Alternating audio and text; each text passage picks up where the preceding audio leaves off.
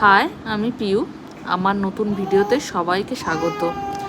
আজকে আমি ফ্রেঞ্চ ফ্রাইজ বানাবো। চলুন আপনার সাথে সেটাই শেয়ার করি। এটাকে আমি আলু ভাজাই বলি।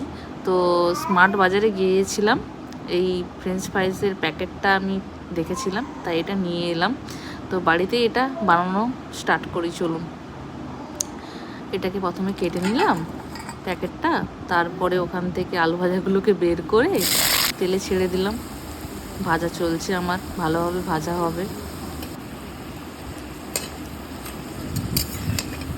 এরপর কি লাল লাল করে ভাজা হয়ে গেল। এরপর আমি তোলার চেষ্টা করলাম, খুন্তি দিয়েই তোলার চেষ্টা করছি। তো সব কটা তুলে নিলাম। এরপর প্লেটে সাজালাম সব ফ্রেঞ্চ ফ্রাইসগুলো। একটু মেয়োনিজ দিলাম আর দেব টমেটো কেচাপ। জাস্ট দেখুন দেখতে কেমন হয়েছে। আর একটু দিলাম গ্যাসের চাট মশলা। খেতে হয়েছে ফাটাফাটি। আপনারাও বাড়িতে ট্রাই করুন। Thank you.